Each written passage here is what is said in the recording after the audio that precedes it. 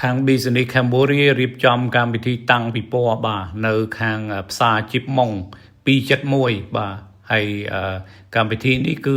ជាកម្មវិធី Business Cambodia របស់ចាបពណ៌បៃតងបាទហើយចាបពណ៌បៃតងនេះថ្ងៃតាំងពិព័រណ៍នេះគេនឹងសម្ពោធបាទសិភៅវិថីគ្រាប់ពូជ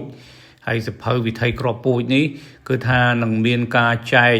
កជូនបងប្អូនរបស់យើងដែលគាត់ទៅចូលរួមនៅក្នុងកម្មវិធីតាំងពិព័រណ៍ហ្នឹងគឺថាទាំងអស់ចំនួនរហូតទៅដល់3000ក្បាលបាទហើយចំនួននៃការចែកហ្នឹងគឺចែកជា2បាទថ្ងៃសៅរ៍ហ្នឹងចែកចំនួន1500ក្បាលហើយថ្ងៃអាទិត្យនឹងចែកចំនួន1500ក្បាលផងដែរបាទហើយនេះជាទស្សនភាពដែលខាងក្រុមការងាររបស់ចាបពណ៌បៃតងហ្នឹងកំពុងតែចែកសិភៅបាទអញ្ចឹងបងប្អូនដែលចង់បានសិភៅគឺត្រូវទៅដល់ទៅចុះឈ្មោះបាទចុះឈ្មោះហើយទើបបានទទួលសិភៅហើយការដឹកនាំនៅក្នុងកម្មវិធីតាំងពិព័រណ៍នេះគឺដឹកនាំដោយលោកគ្រូកុសលបាទលោកគ្រូកុសលគឺគាត់មានចំណេះដឹងច្រើនហើយគាត់ចែកអំពីចំណេះដឹងផ្សេងទៅលើការនិពន្ធជាសិភៅទៅលើក្បួន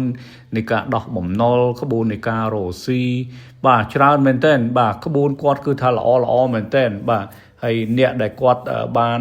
មើលវីដេអូក៏ដូចជាស្ដាប់ទៅដល់ការបង្ហាញអំពីក្បួនផ្សេងធ្វើឲ្យអាជីវកម្មទាំងអស់ហ្នឹងភាគច្រើនគឺទទួលបានជោគជ័យបាទអញ្ចឹងនៅពេលដែលអាជីវកម្មណាមួយដែលទើបតែចាប់ផ្ដើមហើយល្អបាទគឺថាគាត់នឹងទៅជួយផ្សព្វផ្សាយបាទហើយការផ្សព្វផ្សាយរបស់គាត់នោះគឺដោយមិនគិតថ្លៃតែទាំងអស់បាទ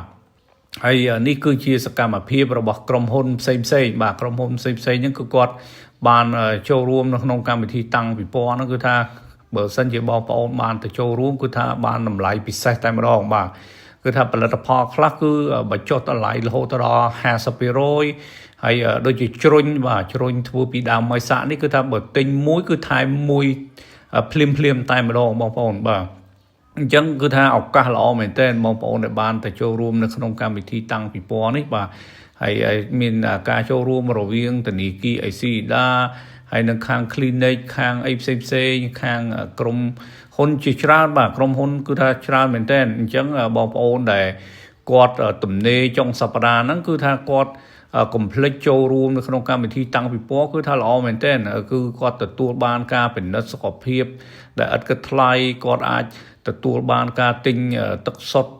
ទិញ3ថែ1ហើយផលិតផលផ្សេងទិញ1ថែ1ផលិតផលខ្លះគឺថាបញ្ចុះតម្លៃរហូតដល់50%ផងដែរបាទ